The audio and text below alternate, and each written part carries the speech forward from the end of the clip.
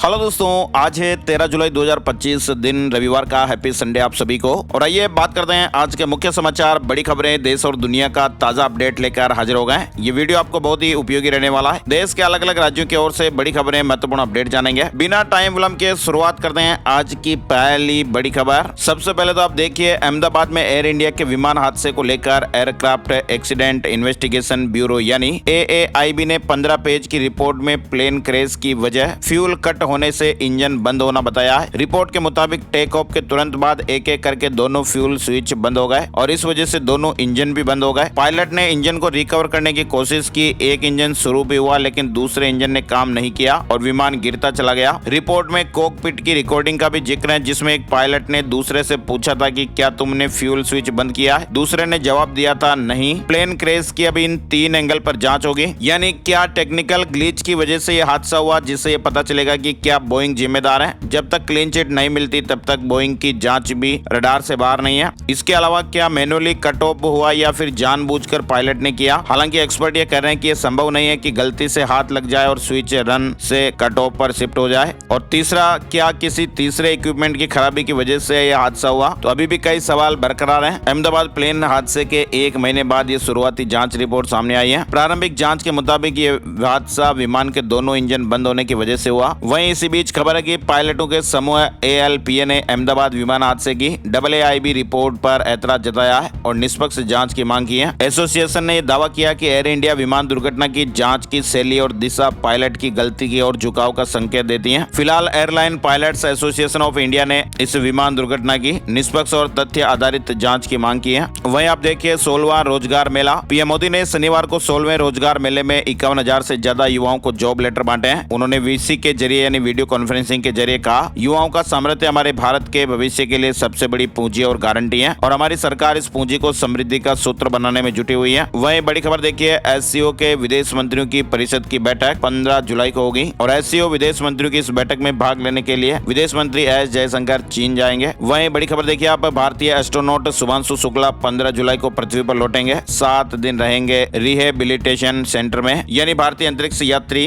Group captain Shubhanshu Shukla 18 दिन अंतर्राष्ट्रीय अंतरिक्ष स्टेशन पर बिताने के बाद 15 जुलाई को वापस कैलिफोर्निया तट पर लौटेंगे। इसरो के एक्सियोम 4 मिशन के तहत शुक्ला 7 दिन तक रिहेबिलिटेशन में रहेंगे, जो गगनयान मिशन के लिए बेहद महत्वपूर्ण है। वहीं आप देखिए, नेपाल और चीन सीमा पर बाढ़ का खतरा, मानसरोवर यात्रा प्रभावित। बताया जा रहा है कि नेपाल चीन सीमा पर रसूवागड़ी गाँव के पास मितेरी पुल ढह जाने के कारण कैलाश मानसरोवर की यात्रा करने वालों को कठिनाई का सामना करना पड़ रहा है। बड़ी खबर देखिए, रूस की राजधानी मॉस्को में शनिवार को रिकॉर्ड तोड़ गर्मी पड़ी और वहां 122 सालों का गर्मी का रिकॉर्ड टूट गया। रूस की राजधानी मॉस्को, जो आमतौर पर ठंडी और बादलों वाली रहती है, वहां शनिवार को रिकॉर्ड तोड़ गर्मी पड़ी। वहां के स्थानीय मीडिया के मुताबिक शनिवार को मॉस्को में पिछले 122 सालों का गर्मी का रिकॉर्ड टूट गया। बताया जा रहा है कि साल 1903 में तापमान 34.5 डिग्री सेल्सियस था और शनिवार को भी लगभग ये बढ़कर 34.6 डिग्री हो गया। चलिए बड़ी खबर देखिए, traditional knowledge digital library launch करने वाला पहला देश बन गया भारत। WHO ने प्रयास की सराहना की है। विश्व स्वास्थ्य संगठन यानी WHO ने पारंपरिक चिकित्सा और आयुष प्रणालियों में कृत्रिम बुद्धिमत्ता यानी AI को एकीकृत करने के भारत के प्रयासों की सराहना की है। WHO ने traditional knowledge digital library launch करने के लिए भारत को पहला देश बताया है। 4 धाम की तर्ज पर उत्तराखंड के प्रमुख मंदिरों पर यात्रियों को रजिस्ट्रेशन कराना होगा। जल्द ऐसी व्यवस्था लागू होने वाली है। यानी उत्तराखंड सरकार 4 धाम यात्रा की तरह सभी मुख्य धार्मिक स्थलों पर पंजीकरण अनिवार्य करने की योजना बना रही है। मुख्यमंत्री दामी ने कहा कि श्रद्धालुओं की बढ़ती संख्या को देखते हुए इस तरह के कदम उठाए जा रहे हैं। वहीं आप राजस्थान के अलवर से ये बड़ी खबर देखिए, अलवर पुलिस ने 1 करोड़ रुपए के मनोरंजन बैंक वाले नोटों के साथ 3 बदमाशों को गिरफ्तार किया है। ये बदमाश लोगों को 5 गुना रकम देने का झांसा देकर ठगी करते थे। लोगों को नोटों की गड्डियां दिखाकर सेकंड करेंसी बताते और कहते कि ये मार्केट में आसानी से चल जाएंगे। ये बदमाश सैंपल में असली नोट देकर लोगों को फंसाते थे। साथ ही आप देखिए, 850 किलोमीटर दूर से की बेरियाट्रिक और रोबोटिक सर्जरी। इंदौर के एक बेरियाट्रिक और रोबोटिक सर्जन ने 850 किलोमीटर दूर बैठकर बेरियाट्रिक और रोबोटिक सर्जरी की है। डॉक्टर का दावा की दुनिया की पहली प्रमाणिक सर्जरी है। ये बात 6 जुलाई की है। इंदौर के सर्जन डॉक्टर मोहित भंडारी ने बताया कि वे गुरुग्राम में थे और वहां के कंसोल को इंदौर के ऑपरेशन थिएटर से जोड़ा गया, जहां एक अत्यधिक मोटे मरीज पर जटिल गैस्ट्रिक बाईपास सर्जरी की गई और इस प्रक्रिया में SSI आधारित रोबोटिक सिस्टम का उपयोग किया गया। आपको बताएं, इसे पूरी तरह भारत में मेक इन इंडिया पहल के तहत डेवलप किया गया और ये सर्जरी रियल टाइम में की गई। साथ ही बड़ी खबर देखिए, बच्चों से जुड़ी हुई है। बच्चों को फिर से जकड़ रहा टोमेटो फ्लू। हमीदिया में हर दिन मिल रहे 4 से 5 नए मामले। बुखार के साथ लाल चकते होना इसका प्रमुख कारण है। हैंड फुट माउथ डिजीज यानी टोमेटो फ्लू एक बार फिर बच्चों को अपनी चपेट में ले रहा है। वैसे आपको बताएं, कोरोना से पहले तक ये बीमारी सिर्फ 10 साल तक के बच्चों में ही देखी जाती थी, मगर बीते सालों से ये 13-14 साल के बच्चों में भी इस बीमारी के लक्षण देखने को मिल रहे हैं। चलिए बड़ी खबर छत्तीसगढ़ से आ रही है। प्रेमी जोड़े को बेल बनाकर हाल चलवाया। उड़ीसा में एक ही गोत्र में अफेयर करने पर यह सजा दी गई। कोड़े मारकर गांव से निकाला गया। उड़ीसा में रायगढ़ जिले के कंजामयोजी गांव में प्रेमी जोड़े के साथ एक क्रूरता का मामला सामने आया है और इस पूरी घटना का वीडियो भी वायरल हो रहा है, जिसमें बताया जा रहा है कि युवक और युवती एक ही गोत्र के हैं और दोनों के बीच प्रेम की बात सामने आने पर आदिवासी समाज नाराज हो गया और इस घटना के पहले ग्रामीणों ने देवी की पूजा की और फिर दोनों के गले में हल्की रस्सी बांधी और खेत जुतवाया और फिर गांव वालों ने उसे बेदखल भी कर दिया। अब दोनों कहां गए इसकी जानकारी फिलहाल नहीं मिल पाई है। इस खबर पर आपकी क्या राय और प्रतिक्रिया है, कमेंट करके जरूर बताइएगा। साथ ही आप देखिए, आतंकी पन्नू की कपिल शर्मा को धमकी,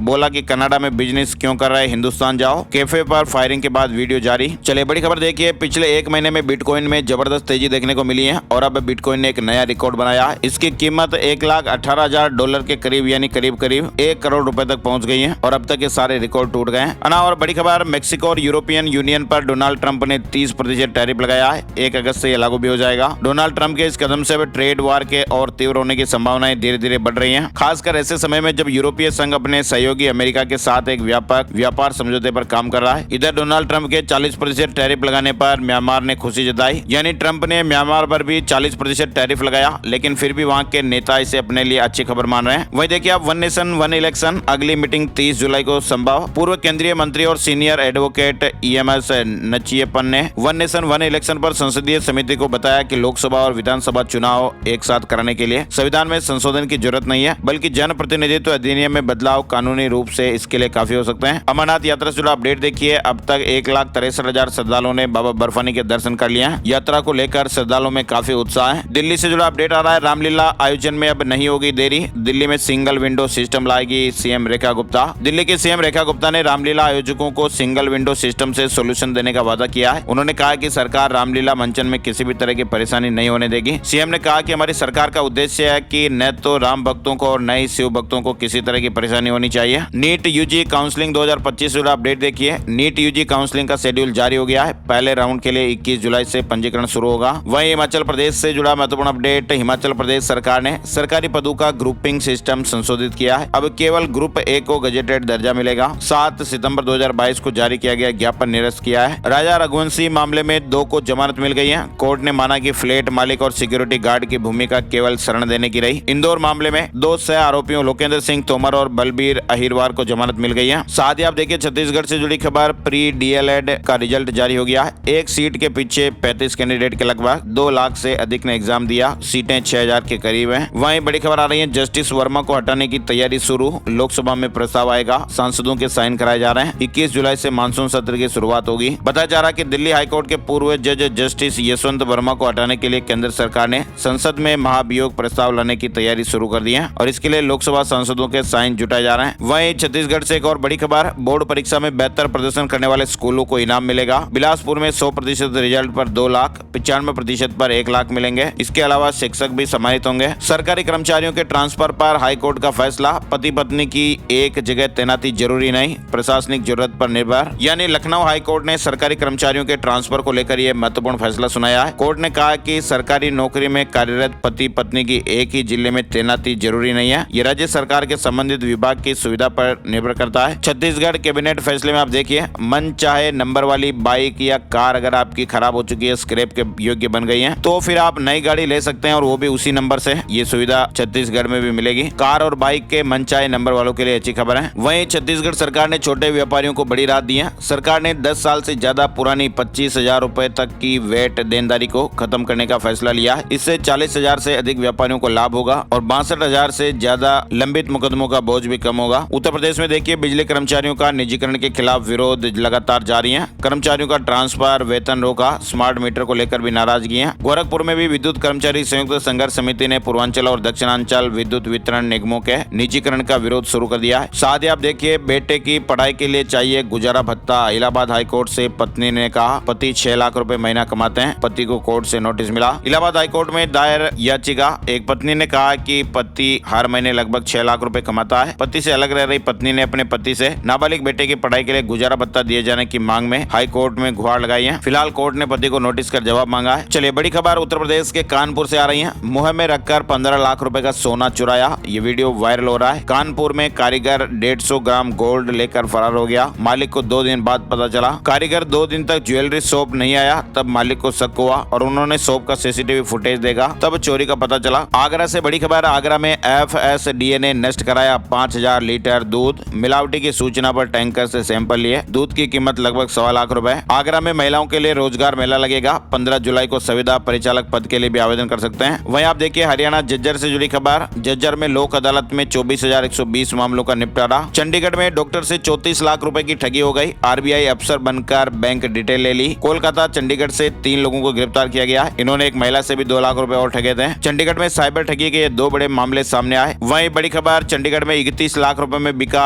0001 नंबर। विभाग ने 10 दिन में 23 करोड़ रुपए कमाए। वहीं बड़ी खबर देखिए आप हरियाणा से आ रही है। टेनिस प्लेयर मामले में राधिका की एकेडमी नहीं थी। उसके पिता ने पहले कहा था कि 1.25 करोड़ में खुलवाए, लेकिन उन्होंने अब कहा कि कन्या को मारकर पाप हुआ। हरियाणा के गुरुग्राम में junior international tennis player Radhika Yadav के मामले में पुलिस की जांच में बड़ा खुलासा हुआ है। राधिका यादव के पास टेनिस की एकेडमी नहीं थी, वो तो सिर्फ टेनिस कोर्ट किराए पर लेकर खिलाड़ियों को ट्रेनिंग देती थी। उत्तराखंड में कालनेमी ऑपरेशन चल रहा है। पहले दिन पुलिस ने 38 ढोंगी बाबाओं को पकड़ा। एक बांग्लादेशी भी गिरफ्तार किया गया है। धामी सरकार के सेक्शन के बाद उत्तराखंड में पुलिस ने ढोंगी बाबाओं के खिलाफ कार्रवाई शुरू कर दी है, जो धार्मिक चोला पहनकर लोगों को ठगने का काम करते हैं और लोगों की आस्था को ठेस पहुंचाते हैं। छत्तीसगढ़ में मानसून की रफ्तार पर ब्रेक लगा। लखनऊ में देर रात तेज आंधी और बारिश देखने को मिली। 1 घंटे की बारिश ने व्यवस्थाओं की पोल खोल दी। चलिए बड़ी खबर, TCS की वैल्यू इस हफ्ते 56,279 करोड़ रुपए कम हुई। वहीं आप देखिए राजस्थान के जयपुर से बड़ी खबर आ रही है। जयपुर के 71 साल के ताराचंद अग्रवाल चार्टर्ड अकाउंटेंट यानी CA बन गए। ताराचंद 2014 में state bank of Bikaner and Jaipur यानी कि अब state bank of India I है, इसमें वो असिस्टेंट जनरल मैनेजर के पद से रिटायर हुए थे। नवंबर 2020 में कोविड के दौरान उनकी पत्नी दर्शना अग्रवाल का निधन हो गया था। इसके बाद अकेलेपन को दूर करने के लिए उन्होंने पढ़ाई करना शुरू किया। PhD करने की सोची तो बच्चों ने सुझाव दिया कि देश की सबसे कठिन परीक्षाओं में से एक CA की तैयारी की जाए, तो 2021 में फैसला लिया गया और 2025 में वो CA बन गए। बैंक से रिटायर होने के बाद ताराचंद अग्रवाल ने बच्चों के कहने पर फिर से पढ़ाई शुरू की और तो और कोचिंग भी नहीं ली, यूट्यूब और सोशल मीडिया से ही तैयारी की। राजस्थान के उदयपुर से जुड़ी खबर देखिए। उदयपुर फाइल्स की रिलीज पर दिल्ली हाई कोर्ट से रोक लगने के बाद कन्हैया लाल की पत्नी जसोदा ने PM मोदी को लेटर लिखा है। उन्होंने कहा कि मैंने खुद फिल्म देखी है और इसमें कुछ भी गलत नहीं है। साथ ही बड़ी खबर आप देखिए, RPSC की परीक्षाओं में पेपर लीक मामलों को लेकर SOG की कार्रवाई लगातार जारी है। SOG ने स्कूल शिक्षक प्राध्यापक भर्ती परीक्षा 2022 में पेपर लेकर परीक्षा पास करने वाले 4 शिक्षकों को गिरफ्तार किया है। इनमें से 2 शिक्षक नागौर में, 1 बाड़मेर और 1 चित्तौड़गढ़ के सरकारी स्कूल में स्कूल लेक्चरर प्राध्यापक के पद पर कार्यरत हैं। SOG को अब आशंका ये है कि इन आरोपियों ने परीक्षा से पहले खुद के साथ साथ दूसरों को भी परीक्षा का पेपर दिया था। फिलहाल चारों को कोर्ट में पेश कर 14 जुलाई तक रिमांड पर लिया गया है। वहीं राजस्थान लोक सेवा आयोग की ओर से डिप्टी जेलर कारागार विभाग परीक्षा 2024 का आयोजन आज होने वाला है। परीक्षा के लिए अजमेर, जयपुर, उदयपुर, जोधपुर और भरतपुर में कुल 273 सेंटर बनाए गए। रोजगार मेले में राजस्थान के 742 लोगों को भी नियुक्ति पत्र मिले हैं। रेलवे, डाक, स्वास्थ्य, गृह मंत्रालय और पुलिस विभाग में बच्चों का चयन हुआ।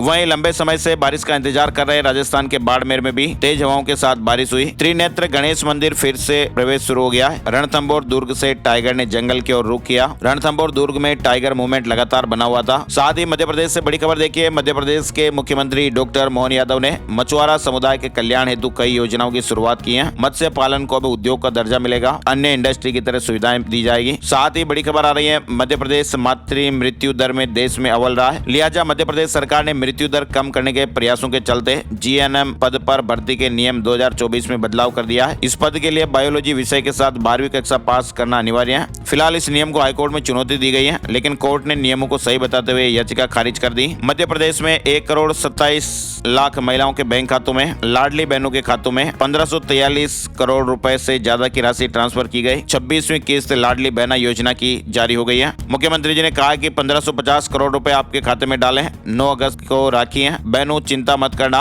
इससे पहले 250 रुपए अलग से आपके खाते में आ जाएंगे। दिवाली के बाद भाई दूज भी जोरदार होगी। दिवाली के बाद लाडली बहनों को हमारी सरकार 1500 रुपए महीना शुरू करेगी। इसके बाद फिर 2026 और 27 में फिर बढ़ेंगे और 5 साल में चुनाव आएगा तब तक 3000 रुपए महीना कर दिया जाएगा। चलिए बड़ी खबर मध्य प्रदेश से आ रही है। भिक्षावृत्ति खत्म करने के 3 फरवरी 2018 को मध्य प्रदेश भिक्षावृत्ति निवारण अधिनियम 1973 लागू किया गया। हाई कोर्ट में दायर जनहित याचिका में आरोप लगाया गया है कि प्रदेश में इस कानून के प्रावधानों का रत्ती भर भी पालन नहीं हो रहा। इंदौर और उज्जैन को छोड़कर किसी भी जिले में प्रशासन ने न तो कार्रवाई की और न ही भिखारियों के लिए प्रवेश केंद्र या गरीब गृह खोले। फिलहाल हाईकोर्ट में याचिका दायर हुई। 9 जिलों के कलेक्टर और एसपी को नोटिस जारी हुए हैं। वहीं खंडवा में स्पेशल कोर्ट भ्रष्टाचार निवारण अधिनियम ने एक पुलिस एएसआई को 3 साल की सजा सुनाई है। कोर्ट ने आरोपी एएसआई पर 4000 रुपए का जुर्माना भी लगाया है। 4 साल पहले लोकायुक्त ने 2000 रुपए की रिश्वत लेते हुए एएसआई को रंगे हाथों पकड़ा था। वहीं मध्य प्रदेश से जुड़ा अपडेट देखिए। बालाघाट में कोरोना के समय से बंद ट्रेनें फिर से शुरू होने वाली हैं। शनिवार को दक्षिण पूर्व मध्य रेलवे ने कोरोना काल से बंद लोकल ट्रेनों को फिर से शुरू करने का आदेश जारी किया है। ये सेवाएं 15 जुलाई से शुरू होगी। इंदौर में फर्जी दस्तावेज तैयार कर लोन लेने वाले 2 बदमाशों को पुलिस ने गिरफ्तार किया है। आरोपियों से पूछताछ में ये पता चला कि उन्होंने दूसरे शहरों में भी इस तरह की वारदात को अंजाम दिया है। आरोपियों ने अब तक 60 से 70 लाख रुपए की धोखाधड़ी की है। कंपनियों के नाम पर ये फर्जी खाते खोलते, सैलरी स्लिप भी बनाते, बैंकों से लोन ले लेते हैं। साथ ही आपको बताएं मध्य प्रदेश के मुख्यमंत्री डॉक्टर मोहन यादव 13 से 19 जुलाई तक स्पेन और दुबई के दौरे पर रहेंगे। इंदौर में मकानों के जर्जर हिस्सों को हटाया गया। सड़क चौड़ीकरण के लिए मकान तोड़े थे, शेष हिस्सा अब हटाया गया है। ओंकारेश्वर से जुड़ा अपडेट भी आप देखिए।